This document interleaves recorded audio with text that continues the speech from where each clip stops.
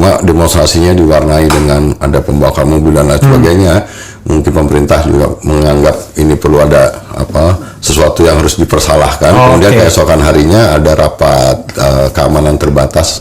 Saya ingat waktu itu Pak Samsir Siregar, Kepala BIN, menyampaikan bahwa yang bertanggung jawab terhadap gejolak atau kerusuhan pada malam voting itu angket di DPR itu ada namanya inisialnya FJ dan kemudian menyebut nah orangnya sedang di Cina. Saya memang pada saat itu sedang berada di Guangzhou. Saya waktu itu ditangkap, prosesnya turun dari pesawat di Malaysia, kemudian maka dioprek-oprek lah barang itu. Saksi-saksi banyak yang dihadirkan. Jadi berapa kali sidang? Berita acara pemeriksaan saya tebal, saya pakai buat tempat duduk di penjara.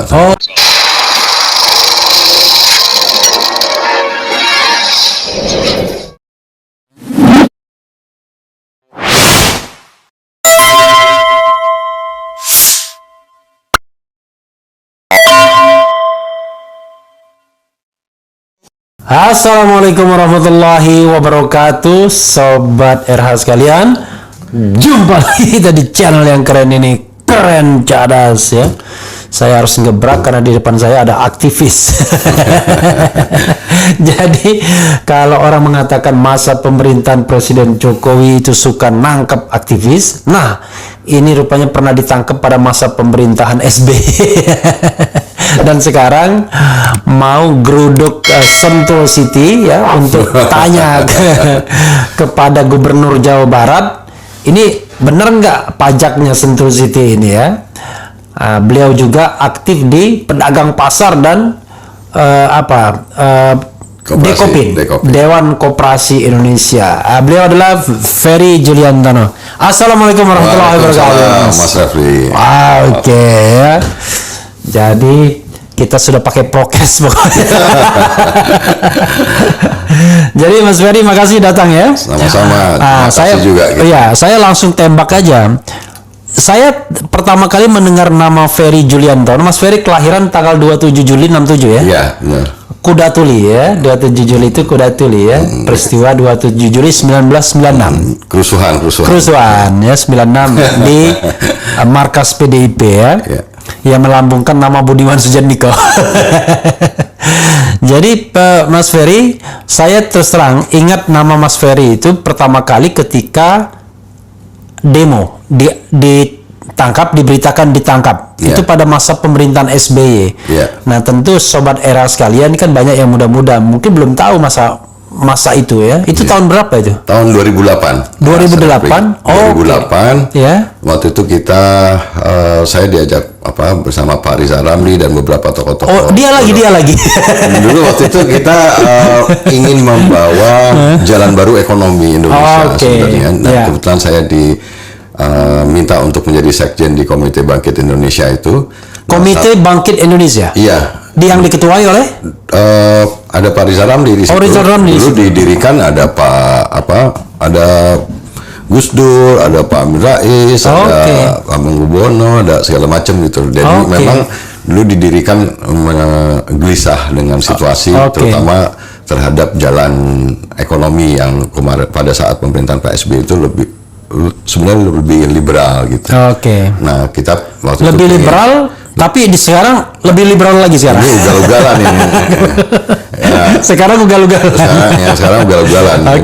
Ideologinya malah nggak jelas. Kalau waktu itu tahun 2008 karena dianggap kita perlu untuk mengembalikan lagi kitas jalan ekonomi bangsa ini, didirikanlah Komite Bangkit Indonesia dan pada proses selanjutnya ada pada saat itu pemerintah, kalau Mas Refli ingat, Pak SBY pernah naikkan harga BBM sampai dengan 3 kali pada saat itu. Dan itu luar biasa kan? Ya. Luar biasa penolakannya kan?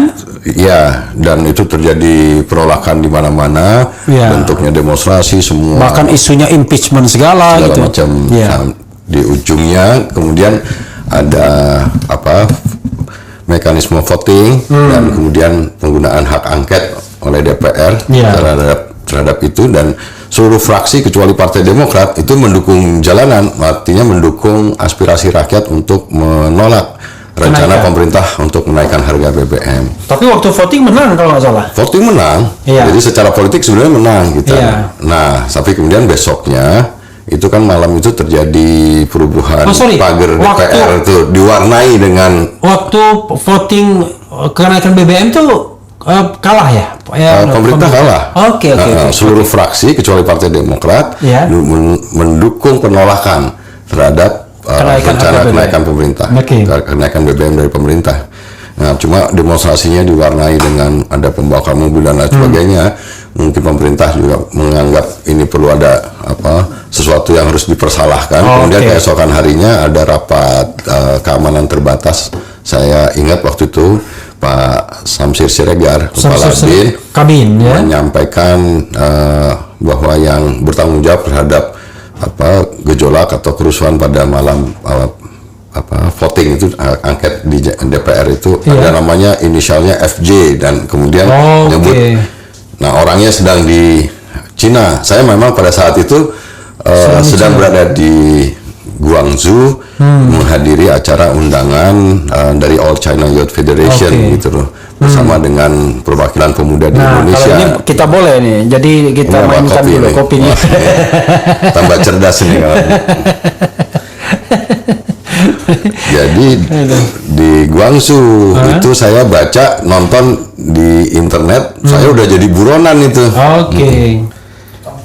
Nggak apa-apa, terus jadi buronan, terus kemudian saya mampir. Thank you, makasih. Transit pulang dari Guangzhou, transit di Malaysia, di Kuala Lumpur. Saya kemudian ditahan oleh polisi Malaysia. Kemudian dibawa ke satu ruangan. Saya ternyata di situ sudah ada polisi Indonesia. Jadi langsung dipisahkan oleh penumpang yang lainnya. Kemudian dibawa pulang ke Jakarta. Langsung dibawa ke Mabes Polri. Di rumah tahanan Mabes Polri lah. Saya kemudian ditahan sampai dengan vonis tuh. Gitu. Tahan sampai vonisnya berapa lama? Setahun. Nggak, maksudnya ditahan waktu sebelum vonis? Iya, setahun. Oh, jadi setahun itu baru vonis? Iya, vonisnya setahun juga. Jadi begitu vonis habis tuh barang? Habis barang. Nah, itu Pak Badrodin Haiti waktu itu menjadi lebih beruntung dibandingkan Habib Rizik. Direktur. Ya, tapi sebenarnya waktu itu situasinya menurut saya beda ya dengan sekarang. Kalau waktu itu rumah tahanan Mabes Polri juga masih belum direnovasi segala macam gitu, dan pengertiannya kan kalau direnovasi itu lebih banyak yang bakal ditahan kan? Itu dan terbukti itu sekarang banyak yang ditahan. Nah, jadi memang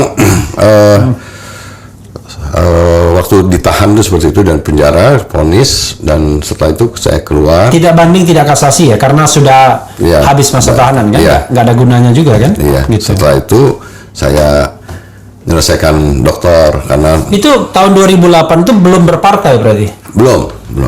Jadi masih sebagai aktivis?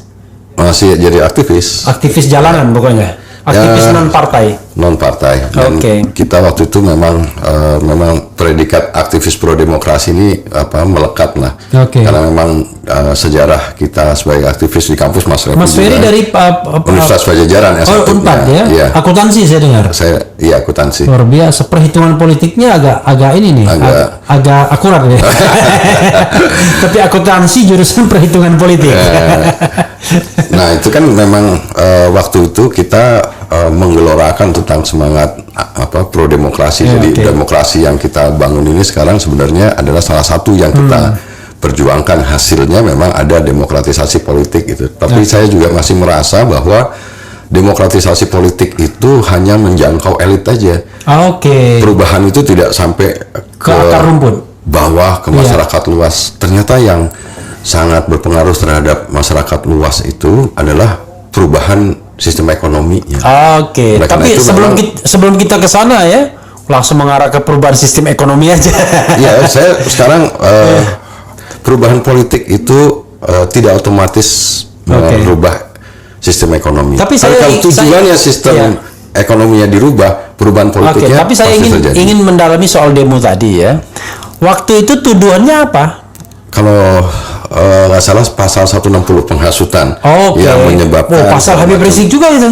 Ya, jadi mungkin undang-undang subversif udah nggak ada ya. Iya, pasal yang paling serius secara politik 160. Ya pasal penghasutan yang dan itu pasal 160 itu 6 tahun karena itu bisa ditahan. 6 tahun. Iya. Jadi waktu itu tuntutannya 6 tahun saya. Oh, tuntutannya 6 tahun. 6 tahun. Tapi karena memang ternyata hakim merasa tidak punya bukti karena saya memang pada saat terjadi kerusuhan yang quote and quote dituduhkan kepada saya itu kan saya sedang berada di luar negeri kan pada saat itu gitu. Kok bisa begitu? Ya mungkin karena posisi kita pada saat itu di Komite Bangkit Indonesia itu itu dianggap sebagai kayak kami namanya itu ya. Kira-kira gitulah. Tiba-tiba siapa yang demo, siapa yang kena. Iya. Nah itu memang akhirnya seperti itu. Tapi saya menganggap itu adalah konsekuensi sebagai perjuangan aktivis. Tapi waktu dituntut 6 tahun. Cuma bagusnya pemerintah pada saat itu Pak SBY akhirnya menunda, bahkan menurunkan lagi itu rencana kenaikan harga BBM yang sudah terlanjur dinaikkan diturunin. Nah, iya kita pernah sempat mengalami penurunan harga BBM ya. Iya. Dan itu salah satu menjelang pemilu. Ya, tapi saya nggak lihat dalam konteks itu untuk kepentingan siapa, tapi saya memperjuangkan itu bersama dengan tokoh-tokoh yang lain adalah memang kalau BBM naik pada saat itu memberatkan masyarakat. Nelayan itu pada saat itu demonstrasi sampai bawa kapal kalau di Pantura Jawa Barat itu kapal perahu nelayan sampai didorong ke tengah jalan raya Pantura untuk blokade di Jalan Pantura itu. Jadi memang berat pada saat itu dan memang 2008 tuh ada itu kan krisis keuangan di Amerika kan yang juga menyebabkan Lehman Brothers itu pengaruhnya terhadap keuangan di Indonesia juga. Tapi Anda merasa bahwa pengadilannya cukup fair nggak waktu itu? Ya kalau pengadilan itu kan sebenarnya saya lihat saksi-saksi yang dihadirkan ya tidak menjelaskan tentang hubungan dan kaitan saya dengan ini. Ya kalau kemudian karena saya waktu itu ditangkap pada saat barang bukti dan semuanya udah dirampas, jadi ya mungkin dikait-kaitkan lah gitu. Tetapi misalnya barang bukti dirampas apa misalnya? Ya ada HP kan, karena saya waktu itu ditangkap prosesnya turun dari pesawat di Malaysia, kemudian maka dioprek-oprek lah barang itu di HP itu. Ya, saya rasa nggak ada foto-foto cewek di HP itu nggak ada kan? Nggak ada. Jadi ada forensiknya mereka segala macam gitu yang menghubungkan itu. Jadi pada saat itu saksi-saksi banyak yang dihadirkan. Jadi berapa kali sidang? Berita acara pemeriksaan saya tebal, saya pakai buat tempat duduk di penjara. Berapa kali sidang? Banyak, panjang. Berarti tidak sempat di lapas ya, cuma di rutan aja, rutan Mabes Polri itu ya? Iya, jadi harusnya memang dipindahkan ke rutan atau ke lapas, tapi ini di situ aja. Karena kan belum inkrah kan waktu itu. Ketika inkrah sudah habis. Tapi apa yang Mas Ferry rasakan ya? Kalau Mas Ferry bandingkan dengan aktivis sekarang, kan sama tuh. Yang demo siapa? Yang kena Jumhur ya kan? Yang demo siapa? Yang kena Sahganda.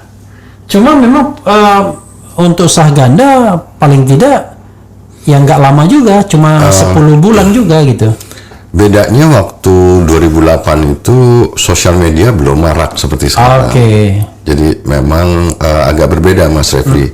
Nah kalau sekarang ini kan tuduhan terhadap teman-teman atau tokoh-tokoh yang ditahan pada saat ini banyak yang dikaitkan dengan pengenaan pasal-pasal di Undang-Undang ITE misalkan dan lain sebagainya. Ya, menurut saya agak berbeda. Nah, cuma saya melihatnya banyak sekali contoh-contoh. Kalau dulu cuma KUHP penghasutan dulu. Yang menyebabkan itu dia tangkap dari fakta-fakta di lapangan. Tapi kalau sekarang ini kan sebenarnya pengenaan pasal-pasal di Undang-Undang ITE terhadap orang orang yang kritis terhadap pemerintah, atau mereka melakukan penilaian, atau mereka menyampaikan fakta-fakta, itu kemudian dihadapkan dengan undang-undang ITE ini.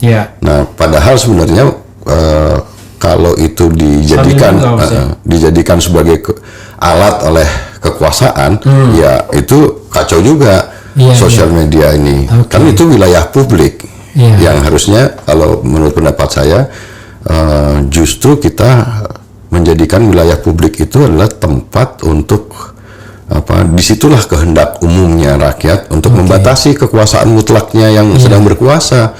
Nah, tapi kalau yang berkuasa kemudian mematikan ruang publik yang mereka mau melakukan penilaian atau mau melakukan penilaian terhadap fakta, itu terus digunakan undang-undang ITE untuk itu menurut saya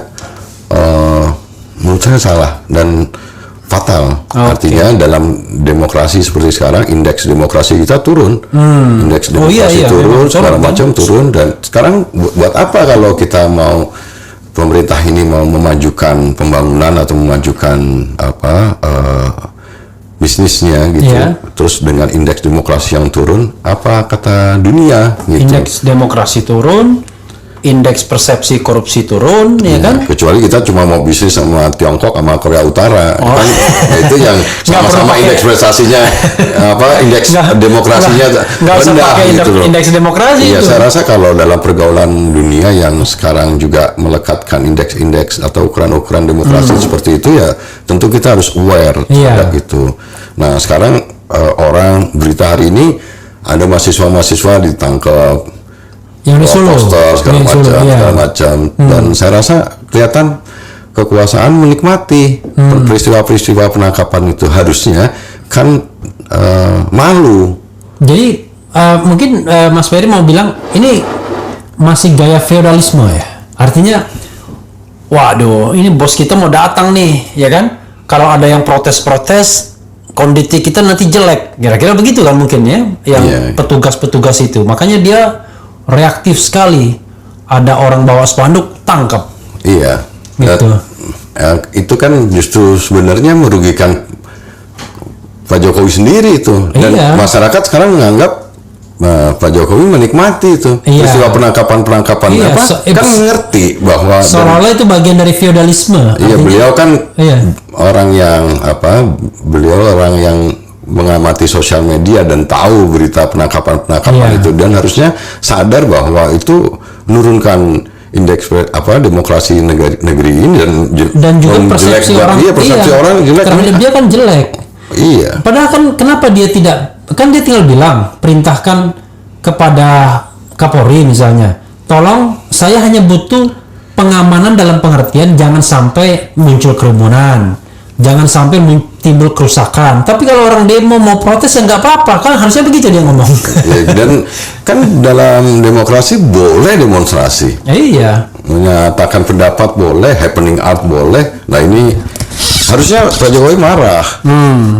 Harusnya Pak Jokowi marah. Ini kelihatan menikmati. Iya, jadi terkesan dia hidup dalam sebuah kungkungan tembok istana yang dia seperti tidak melihat realitas sosial yang sudah berubah. Itu sekarang terjadi bisikan-bisikan kepada Pak Jokowi tentang hal-hal yang menurut kita itu fatal dan penting dalam iklim demokrasi. Karena saya lihat kalau misalnya perilaku buzzernya ya, Mas Ferry ya, itu perilaku buzzernya itu selalu membela tindakan-tindakan represif aparat keamanan. Coba lihat, kan artinya saya membayangkan kalau buzzernya setuju, kakak pembinanya setuju. Ketika kakak pembinanya bisikan presiden, ya kayak begitu juga. Iya, betul. Jadi inline. Dan buzzer ini juga kan front end, tampak depannya. Iya. Untuk yang buzzer-buzzer yang kita kenal itu. Iya. Tapi di back end itu kan ada. Ada robotnya, ada akun-akun bikinan yang menurut saya itu secara sistematis bekerja. Oke. Menurut saya, ya kita kan ngerti, Mas. Iya. Tapi kan tahu bahwa ada front end, ada back end, dan saya meyakini bahwa orang cara kerja yang sangat sistematis itu bekerja di belakang. Oke. Para buzzer-buzzer yang diperlihatkan Makanya di tampak depannya itu buzzernya mungkin nggak banyak, tapi back endnya tuh banyak. banyak, dan ini kelasnya serius ini. Kelasnya serius ya, karena dananya juga nggak tanggung-tanggung, Iya. sampai hampir 1 triliun tuh. Iya. Menurut Nggak bisa ngerti kan cara Iya, kerjanya, gitu. bagaimana akun-akun bikinan, Gitu. robot dan lain sebagainya. Jadi apa yang Mas Ferry risaukan dari pemerintahan sekarang? Karena begini, saya kok melihat paradoks ya Mas Ferry ini. Paradoksnya adalah Mas Ferry kan wakil ketua wakil ketua umum Gerindra kan? Gerindra itu partai kan? Partai lah. Soalnya bukan apa? Ini Gerindra ini kok kayak LSM gitu ya? Gimana sih? Maksudnya posisinya in between. Di satu sisi ikut dalam pemerintahan Presiden Jokowi, 7 itu kan, bukan gang of 4, tapi gang of 7, ya kan, yang 7 partai politik istana kan. Ya, ya. Tapi orang-orangnya kok kritis-kritis tuh. Ada Fadlizon, ada Romo apa? Yang Romo yang di Sumatera Utara itu. Oke. Ada Mas Ferry yang bersuara bisa sangat beda dengan pemerintahan. Itu gimana jalan ceritanya? Dalam hal ini Pak gini Mas Refli, Gerindra ini juga dari sejak menjadi oposisi itu Iya. sudah memberikan keleluasaan kepada kader semuanya untuk bisa menyampaikan hal-hal yang objektif kepada pemerintah, dan kita juga pada saat sebagai oposisi pun kita bisa keras. Posisi Gerindra pertama kali di pemilu 2009. Ya, sebagai oposisi juga. 2009 sampai 2014 oposisi. Oposisi. Karena kalah pasangan Mega kan? Iya. 2014 apalagi oposisi. Oposisi. Jadi udah berpengalaman oposisi 10 tahun. Iya, dan kita terbiasa untuk menyampaikan secara kritis objektif hal-hal yang perlu kita sampaikan kepada penguasa. Termasuk ketika sekarang meskipun Partai Gerindra mendukung pemerintahan, kita perlu menyampaikan sesuatu yang kami anggap perlu untuk disampaikan. Dan saya apalagi dengan latar belakang sebagai aktivis gitu, saya perlu menyampaikan sesuatu yang saya anggap perlu saya sampaikan gitu. Jadi, walaupun Mas Ferry tidak dalam kalau positifnya sevokal Fadlizon itu bagi kita, tapi kalau bagi sana senyinyir Fadlizon. Tapi tetap luar biasa juga gitu loh statementnya. Ini kan bukan soal statement asal nyinyir. Ini kan kita mengkritisi sesuatu yang penting untuk disampaikan, dan jikalau perlu juga apa yang kami anggap atau kita anggap benar dan penting buat masyarakat, kita perlu membangun satu kekuatan juga yang bisa mengimbangi kekuatan partai-partai yang sekarang relatif terlalu hegemonik gitu. Nah, suara-suara ini penyusunan kekuatan di masyarakat terhadap hal-hal yang perlu disampaikan, baik untuk meluruskan atau menyampaikan sesuatu yang dianggap benar kepada penguasa, menurut saya adalah sesuatu yang harusnya dihargai. Gitu. Nah, misalkan apa yang tadi kita bicarakan mengenai soal demokrasi dan penyampaian pendapat seperti itu, kan ini sekarang harus diingetin juga termasuk kepada aparatnya. Jadi jangan kemudian merasa partainya kuat, kemudian DPR dipegang, kemudian aparatnya dipegang, terus kemudian melakukan hal-hal yang justru merugikan kekuasaan itu sendiri.